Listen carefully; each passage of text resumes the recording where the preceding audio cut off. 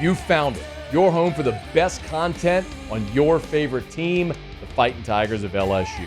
Do us a favor. Subscribe to the channel. Leave your comments below. And be sure to smash that like button.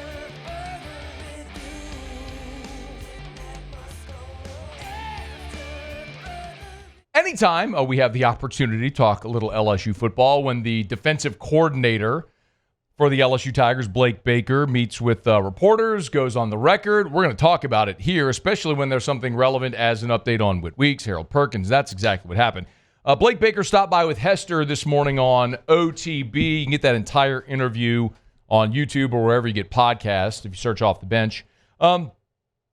Most newsworthy, and he talked about a lot. They had about a 15-minute convo. But most newsworthy was an update on Whit Weeks, who, as we all remember, the last time we saw him, broke his leg in the bowl game, did not participate in spring drills, although he was out there. He just wasn't participating naturally. You don't need Whit Weeks participating in spring, even if he was healthy. But Blake Baker here on Wednesday morning gave an update on Whit Weeks. He's doing really well. I mean, He talked about, yesterday he was at full speed doing football drills, and more than anything, it's just a fatigue standpoint as far as the next day, getting over that soreness just from using all those muscles and ligaments again. But he's dang near 100%. Dang near 100%, little soreness, all that stuff. Everything's tracking, which is great news. Of course, we knew about the break. Clearly, there was a ligament issue there as well, which that could be the thing that maybe delays it a little bit.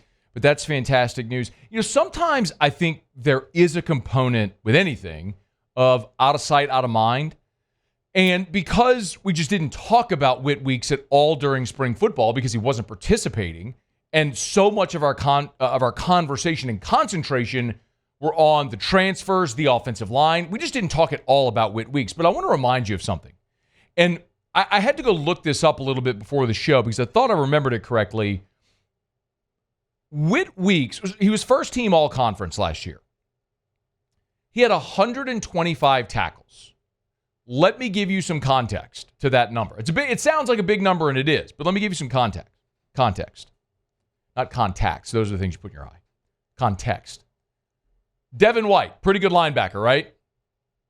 In 2018, Devin White won the Butkus Award as the best linebacker in college football.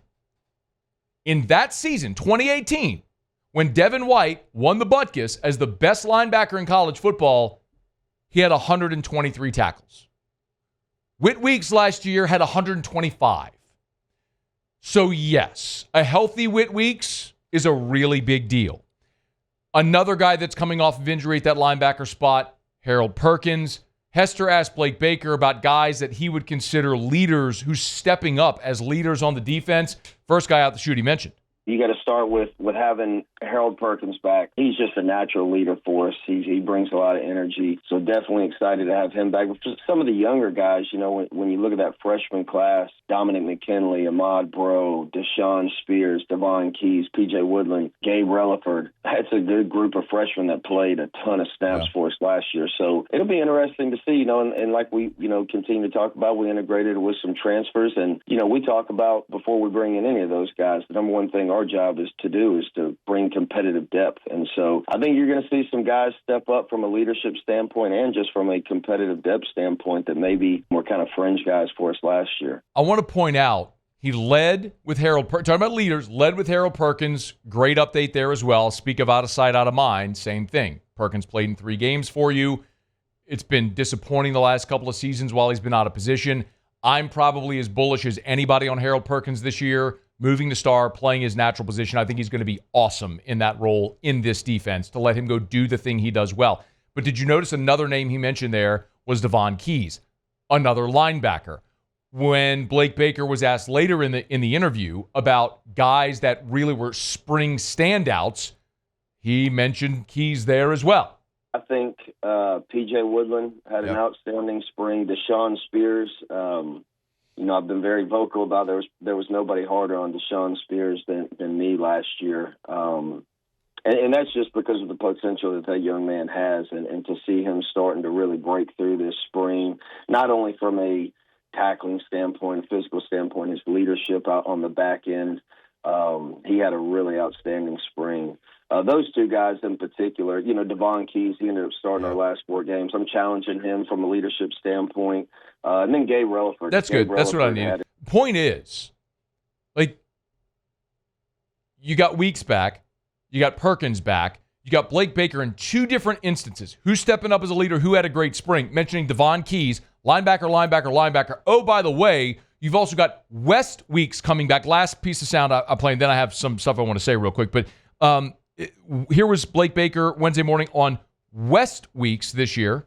Yeah, Wes was a guy, even going after last spring, 2 springs ago, I sat him down and viewed him as a starter, and he was honestly competing with Greg Penn for that starting role, and unfortunately, did get banged up, but ended up working out in our favor, as far as being able to redshirt him and having him back. But he had an outstanding spring. You could tell early on in spring, just kind of, even in bowl prep, knocking some of the rust off, but he's back to where he was pre-injury last year. That is a massive deal. And I want to give you some perspective here. We have spent so much time talking about what LSU added in the transfer portal, and rightfully so. They spent a lot of money and added 18 transfers. Remember, that number had started to dwindle from when Brian Kelly got here to the point where a year ago they added 9. They doubled that number this year. There are 18 transfers they've added. 9 of them on the defensive side of the ball. And they added transfers at every position on defense except one. They added Mitchell and Gooden at defensive tackle. Jack Pyburn, Patrick Payton, Jamari Butler at defensive end. Mansour Delane, Jakeem Jackson at cornerback. Tamarcus Cooley, A.J. Halsey at safety. They added transfers at every position on defense except one. And it's the position that your defensive coordinator coaches. So ask yourself this, do you trust Blake Baker? Because if you do, I mean, one of my favorite mantras I say all the time, actions speak louder than words. You can tell me somebody's awesome. Are your actions mapping to that? When you go add 9 defensive players and none of them are at linebacker, and then the defensive coordinator, who also happens to be the linebackers coach, tells you he loves his linebacker group, he ain't just feeding you lip service, man. Like, they could have gone and added linebackers in the portal. Didn't. How do you not get fired up about this group of linebackers, considering what you have coming back, who you have elevating, and who you have coaching them? And that guy is fired up about this group, which was awesome to see. I know we have talked a ton about the edge rushers. We have talked a ton about the cornerbacks, adding depth at safety and talented guys at safety.